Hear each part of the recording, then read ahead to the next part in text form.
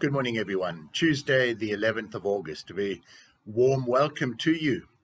Winter, one hopes, is rapidly drawing to a close. Spring just around the corner. I really do pray we get good rain, though in this spring and summer season, we really do need it. I looked today at the Old Testament lesson from morning prayer, Judges 13. It's the story of the birth of Samson.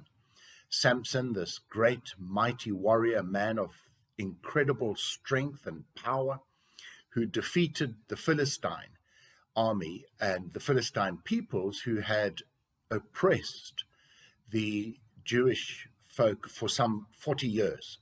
The Jewish folk had been oppressed by the Philistines because they had sinned. They'd turned away from God. And I couldn't help but notice an interesting fact in the story. We know Samson's name. We even know the name of his father, Manoah. We know that he came from the clan of Zorah, and we know that from the town of Zorah, and that he was from the clan of the Danites, from Dan. But we don't know the name of his mother. And now in Women's Month, I can't help but think just how a little unfair that is. We know everything about the husband. He played not much of a role in many respects in this whole event, apart from being the father of Samson. But here's the backstory. It's the mother who is visited by an angel of the Lord, and he gives her the remarkable news that she is barren, and God has heard her cries, and she will give birth to a son.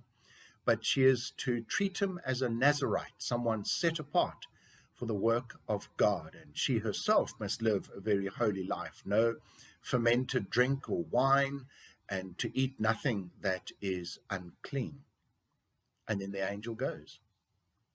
And she goes and tells her husband, Manoah, what is happening, and he's a little perturbed by this, and he says, well, if this man ever speaks to you again, please, you must call me, or rather, I want him to speak to me.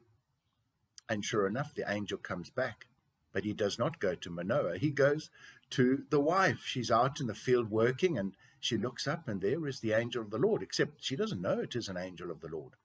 And when she sees him and recognizes him, she rushes off, calls her husband, and says, that man, that same man who spoke to me before, this man of God, is here. And Manoah rushes back, and that's the first time he meets the angel of the Lord. And in Women's Month, I want to just share that God has no favorites.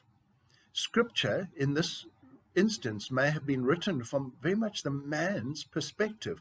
The woman was so unimportant that not even her name is given.